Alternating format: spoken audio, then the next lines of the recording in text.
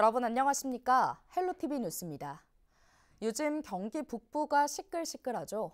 총선을 앞두고 경기 북부를 개발하겠다는 공약 때문인데요.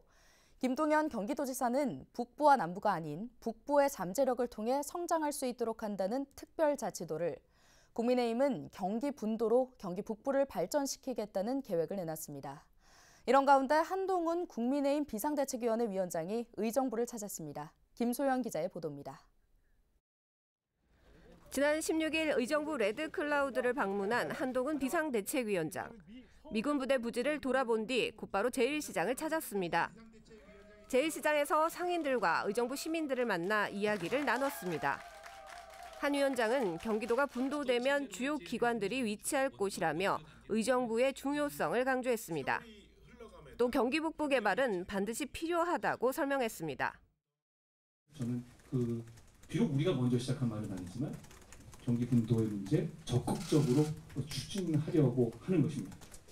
그러니까 이 부분에 대해서는 서로 여야의 문제가 없는 겁니다. 우리는 진짜 필요한지만 생각합시다.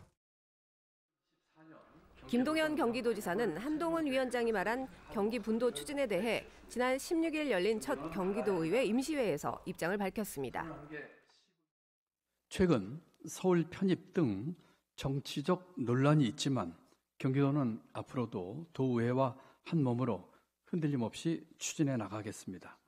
북부 대개발 청사진을 구체화하고 여야 구분 없는 총선 공통 공약이 될 수 있도록 발벗고 뛰겠습니다.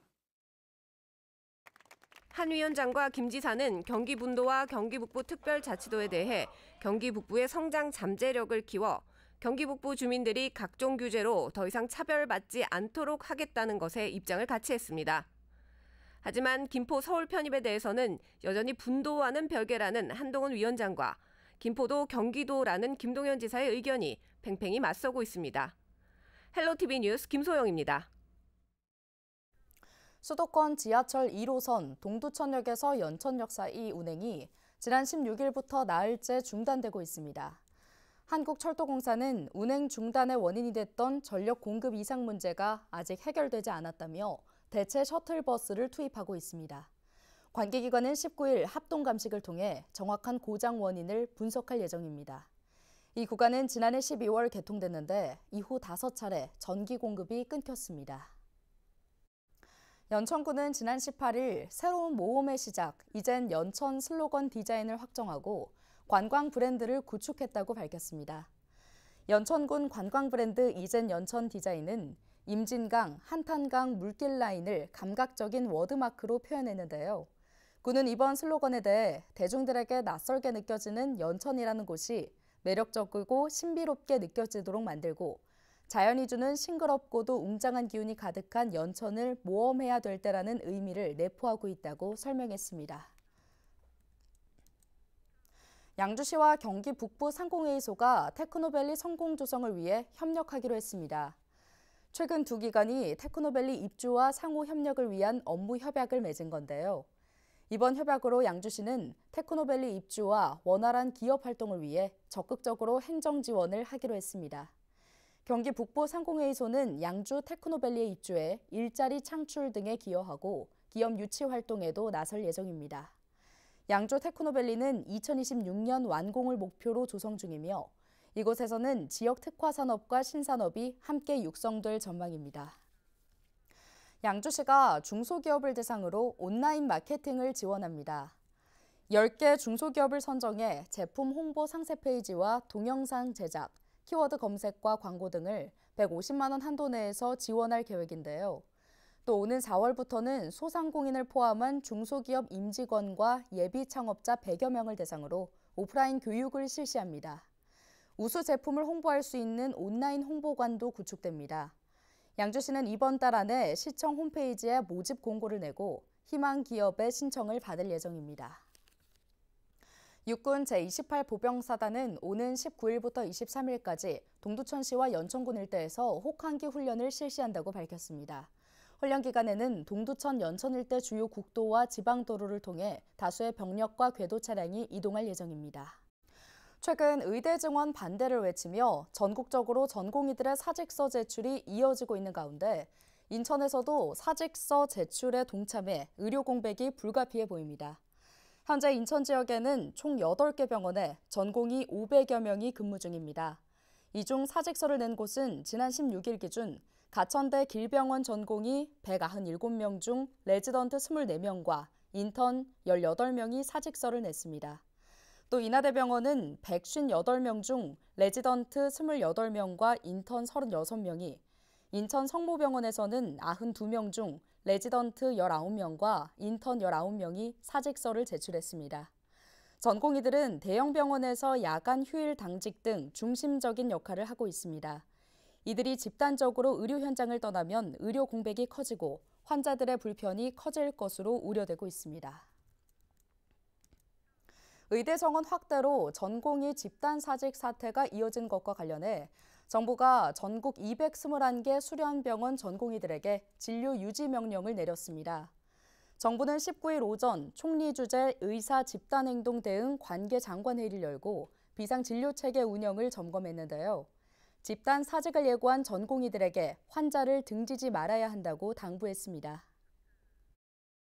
정부는 이 시간부로 전국 221개 전체 수련병원의 전공의를 대상으로 진료 유지 명령을 발령합니다. 환자의 생명을 살리는 여러분의 숭고한 가치를 쉽게 내려놓지 않기를 간절히 당부드립니다. 집단 행동이 아닌 대화와 토론을 통해 문제를 해결해 가기를 다시 한번 촉구합니다.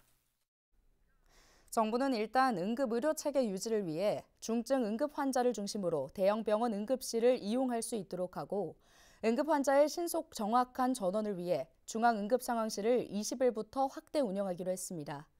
또 대형 병원의 진료 공백 최소화를 위해 경증 비응급 환자의 경우 대형 병원에서 종합병원 등으로 전원을 진료하고, 지방의료원 등 공공병원의 평일과 주말, 공휴일까지 진료 시간을 확대하기로 했습니다. 이번 4월 총선에서 수도권은 최대 승부처로 꼽히는데요. 거대 양당이 공천의 속도를 내면서 수도권 승패를 가를 대진표 윤곽이 속속 드러나고 있습니다. 이세진 기자와 선거 동향 짚어보겠습니다. 이 기자, 이 총선 승패가 수도권에 달려있다는 말 왜 나온 겁니까? 네, 통상 수도권은 총선 성적을 좌우하는 곳으로 분류가 됩니다. 전국 지역구 의석수가 253곳인데 서울과 경기, 인천을 포함한 수도권은 이 중 절반인 121석에 달합니다. 지난 총선 당시엔 더불어민주당이 이 121석 중에 103석을 차지했습니다. 서울에서는 49석 가운데 41석, 인천에서는 13석 중 11석을 민주당이 가져갔습니다.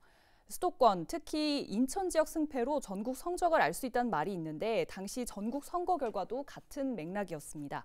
때문에 이번에도 여야는 수도권을 승부처로 보고 있습니다.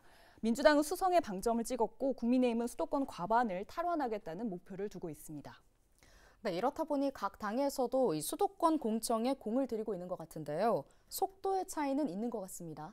네, 국민의힘은 수도권에서 비교적 빠르게 공천을 확정짓고 있는 모습입니다. 지난 18일까지 수도권에서 45곳을 단수 추천 지역구로 발표를 했는데요. 3분의 1 이상에서 대표 주자를 정한 겁니다.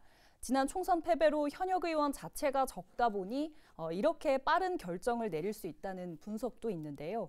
본선 경쟁에 보다 서둘러 집중하려는 전략으로도 해석이 됩니다. 이에 비해 민주당은 상대적으로 공천이 늦어지는 모양새인데요. 수도권은 극히 일부 지역구만을 대상으로 심사 결과가 발표가 됐는데 이번 주 추가 발표가 이어질 것으로 예상됩니다. 네, 그렇다면 격전지도 한번 짚어주시죠. 네, 지금 가장 큰 관심을 받고 있는 인천 계양을부터 짚어보겠습니다. 국민의힘은 지난주 이재명 더불어민주당 대표 지역구인 계양을에 원희룡 예비후보를 단수 공천했습니다. 이재명 대표의 지역구 출마까지 확정이 되면 이른바 명룡대전으로 불리는 두 사람의 대결이 성사가 되면서 계양을은 이번 총선 최대 관심 지역으로 떠오를 수 있겠습니다. 인천 부평갑도 공천 결과를 두고 잡음이 나오는데요. 민주당은 부평갑의 영입인재를 전략 공천했는데 이른바 전당대회 돈봉투 의혹으로 탈당한 현역 이성만 의원이 민주당 후보의 단일화를 제안을 한 상태입니다. 이 밖에 서울 민심을 알 수 있는 양천갑 그리고 양천을 선거구는 민주당, 국민의힘 모두 2인 경선을 치릅니다. 네, 공천이 속도를 낼수록 이 잡음은 더 커질 것 같은데 선거구 획정까지 마무리가 되지 않은 상황이라 더 혼잡해 보입니다. 네, 거대 양당이 공천 심사에 들어갔지만 지역구가 확정되지 않은 곳도 있습니다. 수도권에서는 4개 선거구가 3개 선거구로 줄어드는 부천이 대표적인데요. 현역 의원이 모두 민주당인지라 선거구가 바뀔 경우에 집안 싸움이 불가피한데 여야 합의 난항 속에 여전히 쟁점 지역구로 남아 있습니다.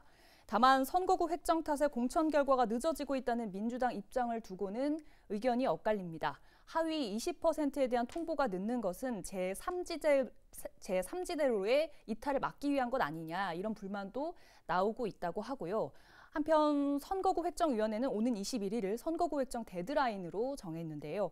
여야는 오늘 29일 본회의에서 선거구 획정안을 통과시키겠다는 입장이지만 이전에 협상이 원활하게 마무리가 될지는 미지수입니다. 네, 여기까지 듣겠습니다. 이 기자 수고하셨습니다.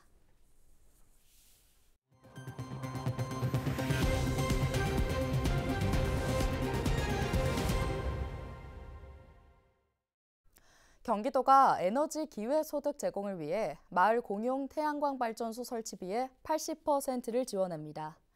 경기도는 19일 태양광 발전소 전기 판매 수익금을 매달 주민들에게 제공하는 2024년 에너지 기회소득 마을 조성 사업을 추진하기로 하고 도내 희망마을을 대상으로 다음 달 29일까지 신청을 받는다고 밝혔습니다. 지원 대상은 동일 시군 내 10가구 이상으로 구성된 마을 공동체가 사유지나 공유지에 상업용 태양광 발전기를 설치하는 경우입니다. 경기도는 올해 67억 원의 사업비를 투입합니다. 설치비는 경기도가 30%, 시군이 50%, 그리고 나머지 20%는 자부담입니다. 경기도에 등록된 친환경차가 50만 대를 넘어서면서 충전소 확충에 나섰습니다. 지난 18일 경기도가 발표한 내용을 살펴보면 지난 2023년 말 기준 도내 자동차 누적 등록 대수는 전국의 25.1%인 652만 5천여 대로 인구 1명당 0.48대꼴로 나타났는데요. 이는 2022년보다 14만 6천여 대가 증가한 것입니다. 이 가운데 친환경차는 7.9%인 51만 8,500여 대로 도내 전체 등록 대수 대비 비중이 2022년 6.1%에서 1.8%포인트 증가했습니다. 경기도는 지난달 31개 시군 조사를 통해 전기차 공용 급속 충전 시설 사전 신청을 받았으며 적정 장소 선정을 위한 현지 실사를 진행할 예정입니다. 인천시가 오는 5월 17일까지 도시계획 변경 사전 협상 대상지를 공모합니다.